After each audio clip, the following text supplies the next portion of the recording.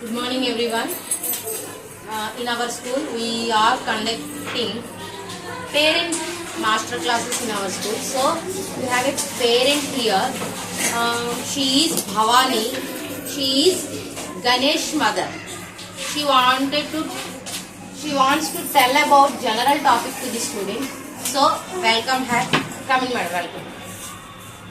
Good morning children.